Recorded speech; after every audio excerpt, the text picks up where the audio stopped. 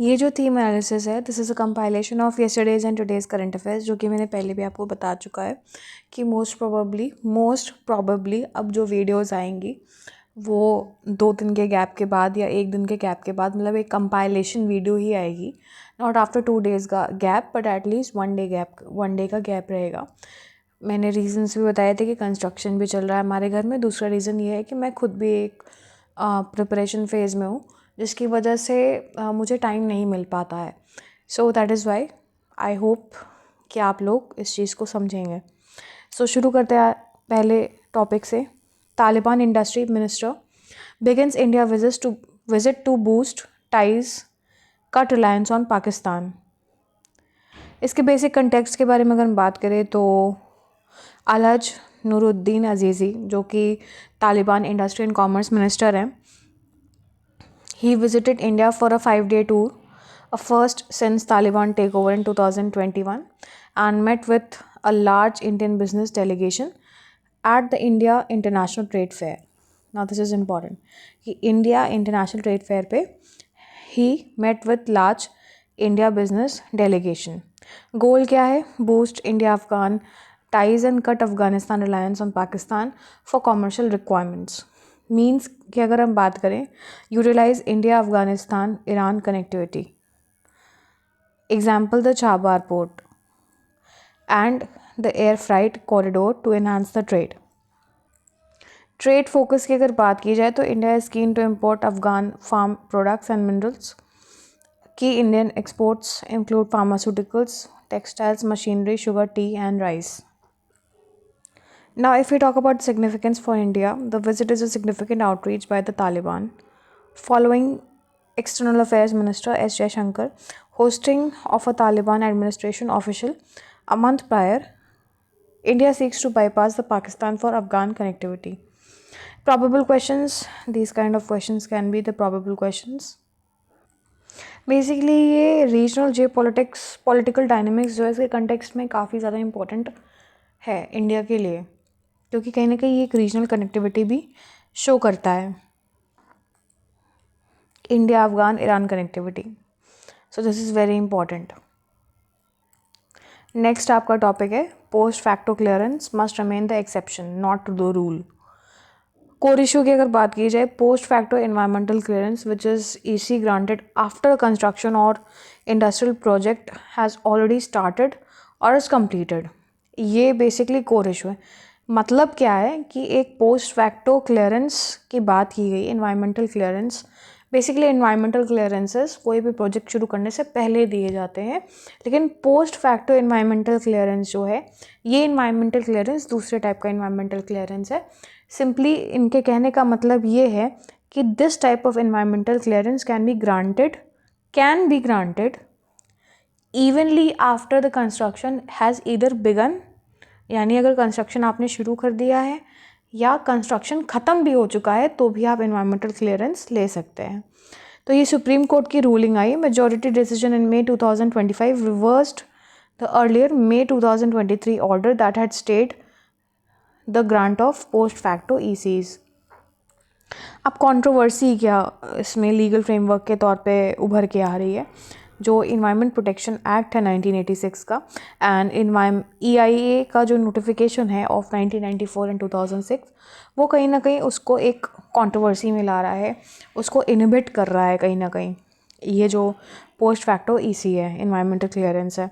President की अगर हम बात करें, the 2020 judgment in Alembic Pharmaceuticals struck down a prior 2017 memorandum and ruled post facto ECs as impermissible, where prior ECs were mandatory. What does the spirit of law say? The majority decision is seen as creating space for regularization where necessary, but the spirit of EC regime demands that post facto clearance remains ex ante, that is before the fact. Impact क्या पड़ेगा? क्योंकि post facto clearances can still invite penalties, mitigation and demolition, primarily due to discourage the future violations. यानी demolition भी हो सकता है अगर आपका कैंसिल हो गया EC. प्रॉपेबल क्वेश्चंस की अगर हम बात करें तो critically evaluate the concept of post facto environmental clearance in the context of environment protection act 1986. Why is its regulation crucial for effective environmental governance? GS paper 2 की अगर बात की जाए उसके कंटेक्स्ट में discuss the role of judiciary in interpreting environmental laws and balancing developmental imperatives with ecological sustainability referencing the issue of post facto ECs. Next topic है आपका reset with Riyadh. Focus क्या है? US Saudi Arab Israel relations and the US West Asian plans. Current US approach क्या है? The US has de-hyphenated. The US has basically de-hyphenated Saudi Arabia and Israel in its West Asia plans, moving away from the Saudi normalizations with Israel an immediate precondition for deepening bilateral ties. कि US Saudi deals की अगर बात की जाए तो the US seeks to deepen the bilateral trade and sell advanced military equipments. ये कुछ नाम दिए हुए मिलिट्री इक्विपमेंट्स के. And computer chips to Saudi Arabia. Help Saudi Arabia transform into technological power house by building data centres. Israeli angle क्या है? Normalization efforts were previously advanced under the Abraham Accords. MBS has paused talks in September 2023. The October 7 Hamas attack and the subsequent war complicated the normalization of the momentum. Current Saudi stands की अगर हम बात करें तो Saudi Arabia maintains that a credible time bound path towards a two state solution with the Palestine question is necessary for normalization. Probable questions की अगर बात करें तो इस टाइप के क्वेश्चंस आ सकते हैं. You can have a look at these questions.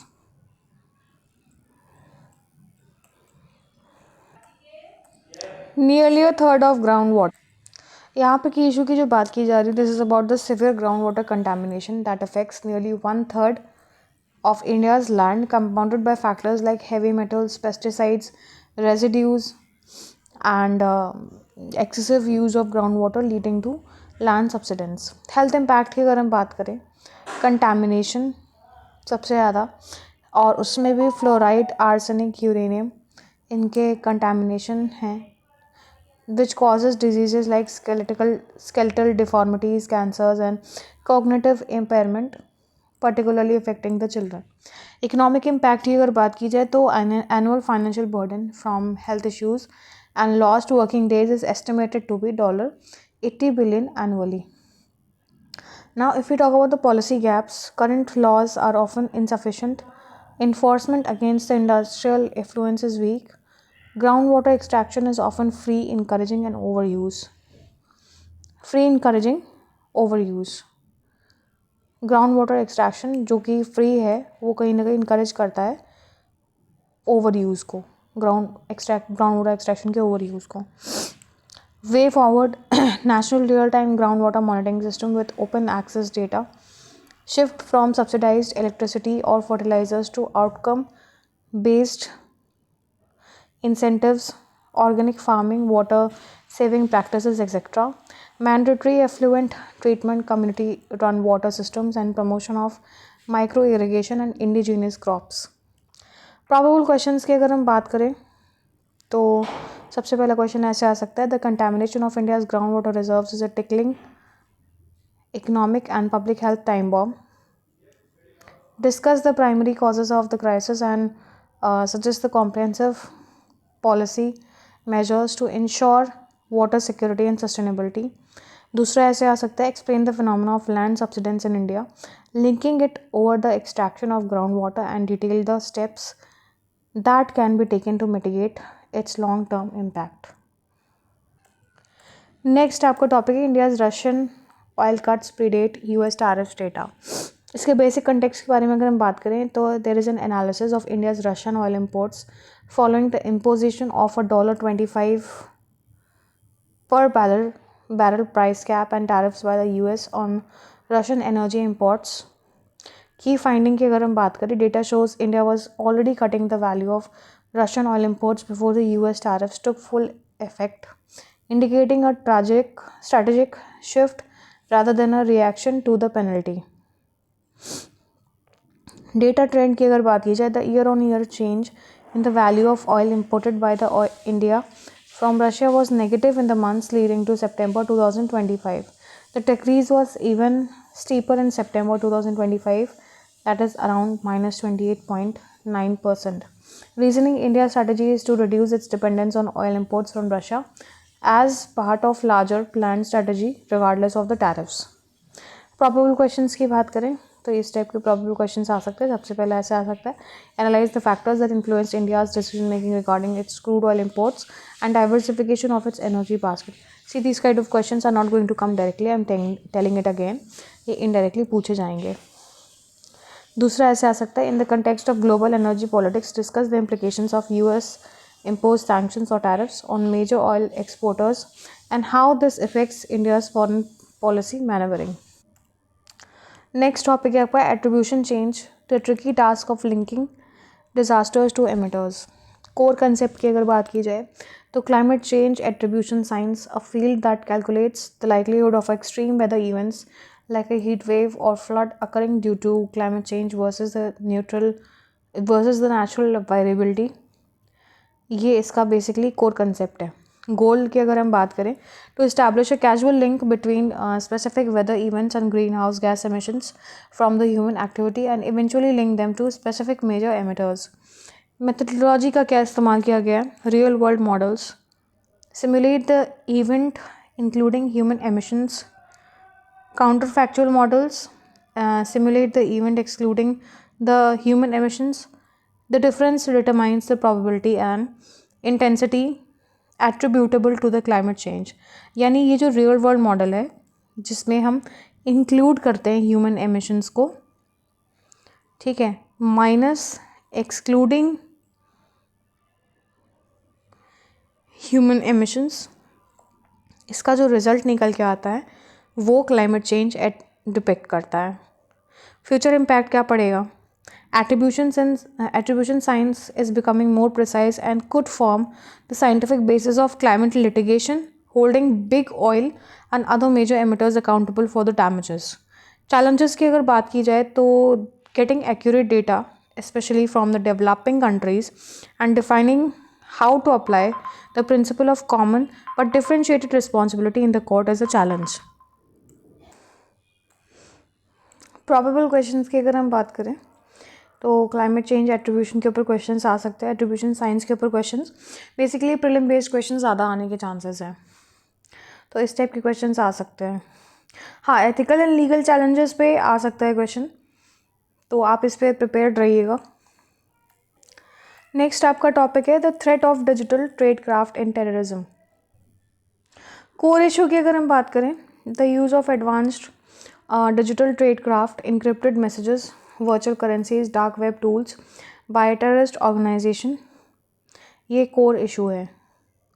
Indian incident context की अगर हम बात की जाए, the article is framed around an incident involving a car explosion जो हुआ था रेड फोर्ट एरिया में, उसके ऊपर है.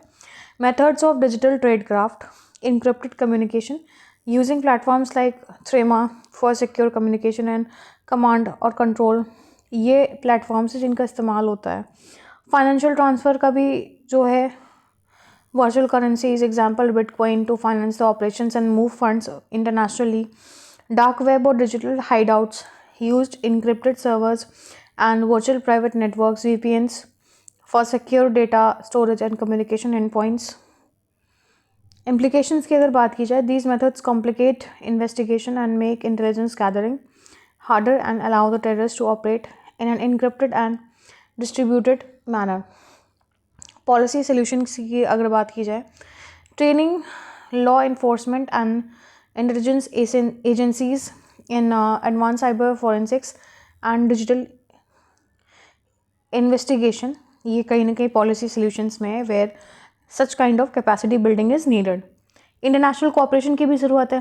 Cross border collaboration for real time threat detection and tracking of digital footprints. Then technology and regulations की भी बात की जाए तो addressing the encryption challenge while respecting the privacy and regulating crypto assets. Probable questions की अगर बात की जाए, ऐसे आ सकता है, analyse the challenges posed by digital tradecraft like encrypted communication and virtual currency use to internal security and counter terrorism efforts in India. दूसरा इस तरीके से आ सकता है, what measures both technological and legislative can the government adopt to effectively counter the threat of digital terrorism while maintaining the principles of digital privacy and data protection? Next आपका topic है, judiciary cannot tie the president governor to the timeline. Context की अगर बात की जाए, supreme court's opinion on a presidential reference regarding the powers of the president and the governor. President की power article 201 के अंदर है, governor की पावर 200 आर्टिकल 200 के अंदर है। Concerning giving assent to the bills passed by the state legislator, कि supreme court observations की अगर बात की जाए, deemed assent and fixed timelines usurp the function of the president and the governor and are antithetical to the constitution and the doctrine of the separation of powers. Prolonged and evasive inaction on the state bills is also unconstitutional. Gubernatorial functions are part of basic structure of the constitution. ये important term है, gubernatorial functions. And why they are being said as a part of basic structure of the constitution. So governor's discretion, he can assent, he can grant the assent, withhold कर सकते हैं, but state legislatures को reasons communicate करना important होता है कि क्यों उन्होंने विदहोल्ड किया है. This is important. This is not written in M Laxmikanth. May refer the bill to the president for consideration, article 201. Judicial limits की अगर बात की जाए तो supreme court cannot impose timelines for assent और create the concept of deemed assent. जब bill refer किया था प्रेसिडेंट को कोई ऐसा मैंडेशन नहीं है कि वो सुप्रीम कोर्ट से एडवाइजरी ओपिनियन ले अंडर आर्टिकल 143 एवरी टाइम. कुछ ऐसे केसेस होते हैं जहाँ पर एडवाइजरी ओपिनियन की ज़रूरत होती है, अदरवाइज नहीं होती है. Governors accountability, governor can not indefinitely sit on a bill. If they do, judicial review applies. Courts can direct governors to decide within a reasonable time frame but not dictate the outcome. So ये important है. Next आपका topic है, at COP India seeks just transition mechanism. Statement by environment minister Bhupender Yadav at COP preparatory meeting. Core demand क्या है? India emphasise the need for country specific sustainable development pathway and just transition mechanism. Just transition work programme के बारे में जो बात की गई है, established at COP 27 and operationalised at COP 28, aims to create livelihoods in renewable energy sectors for workers currently dependent on fossil fuels. Mechanism focus की अगर बात की जाए, strengthens resilience and adaptive capacity, creating employment, protecting livelihoods, eradicating poverty, ensuring food security and providing social protection. Stands on finance to adapt to climate change is an essential investment, not an optional add-on. Global equity की बात की जाए, stress the need for global equity, differentiated responsibilities and demand driven rather than uniform or prescriptive approach to climate action. Next topic की अगर बात की जाए, is air pollution a South Asian crisis. तो डिस्कशन हुआ है कहीं ना कहीं high air quality index levels पे and air pollution in the South Asian region. की डेटा क्या है? 2023 world air quality report confirms the severity. India's pollution-related deaths decreased by 1.36 but remains significant. The Greenpeace 2023 report links air pollution to health crisis, example respiratory illness, premature deaths, etc. Graded response action plan implemented in India is a regulatory measure but not a long-term solution. तो ये graded response action plan पे आप research कर लीजिएगा, this is important. उसके अलावा green peas 2023 report किसके द्वारा पब्लिश की गई थी, किस एजेंसी द्वारा पब्लिश की गई थी या किस ऑर्गेनाइजेशन द्वारा पब्लिश की गई थी, this is important. World air quality report, इसे कौन पब्लिश करता है, ये इंपॉर्टेंट है.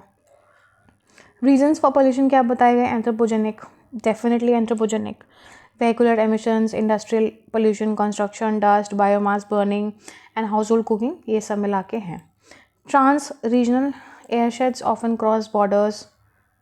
Example between India, Pakistan, Bangladesh, Nepal, etc. And meteorology or geography, specific conditions like lower wind speed and inversion trap the pollutants. Impacts: health crisis, respiratory, cardiovascular diseases. Economic burden: lost productivity, healthcare cost. Environmental impact on the rainfall, solar radiation, etc. ये environmental impact पड़ता है. So there is a need for strong national and international policies, better implementation and shift towards sustainable models. Example, public transport, renewable energy. Next topic है पर India's fisheries and aquaculture. It's promising course. Basic context की बात की जाए, this is an overview of India's fishery and aquaculture sector and its contribution, challenges and government initiatives. Significance की अगर बात की जाए, तो this basically plays a vital role in livelihoods, nutrition and trade. India is the world's second largest aquaculture producer and third largest fish producer. Statistics की बात की जाए, fish production 17.44 million metric tons, marine product exports $8.09 billion.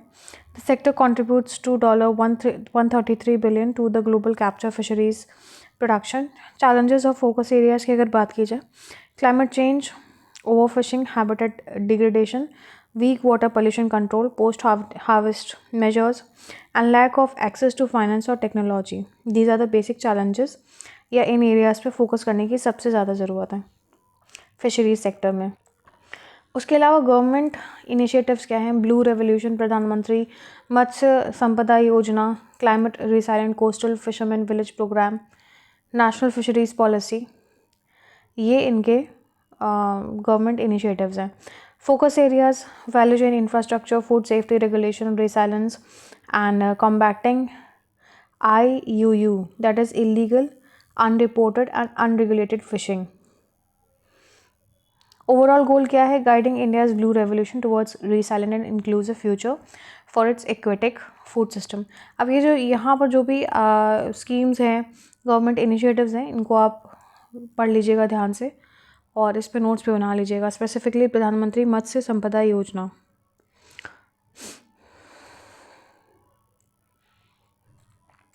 So this is the last topic of the day. What is acanthosis nigricans and how it may be a warning sign for pre-diabetes. इसके बारे में अगर AN के बारे में acanthosis nigricans के बारे में बात की जाए, बेसिकली एक स्किन कंडीशन होती है characterized by dark velvety patches on the skin folds. Locations commonly on the neck, underarms, breast के नीचे भी दिखा जाता है, ग्रोइन, एल्बो और नीज. कोर कॉज क्या है? It is strongly link to insulin resistance where the body cells do not respond effectively to the insulin. Clinical significance की अगर बात की जाए, it is often considered a clinical marker of rising diabetes risk. Warning sign: it is an important early sign for prediabetes and diabetes. Other causes क्या हो सकता है? ये जो कंडीशन है AN की, अकैंथोसिस निग्रिकेंस, उसके अदर कॉजेज़ क्या हो सकते हैं? ये ओबेसिटी की वजह से भी हो सकता है, मेटाबॉलिक सिंड्रोम की वजह से भी हो सकता है, सर्टेन ड्रग्स, एंडोक्राइन डिसऑर्डर्स और रेयरली मेलिग्नेंसीज. ट्रीटमेंट ऑप्शंस: ये कोई इटसेल्फ में इलनेस नहीं है, sign of an underlying issue है. Primary treatment is to address the underlying cause, most commonly insulin resistance and obesity. This includes weight loss, dietary changes and lifestyle modification. So topical treatments like creams, soaps can lighten the affected areas. So that's all for the day. Here I end my analysis. Thank you and have a nice day. I request you to like, subscribe and share my channel.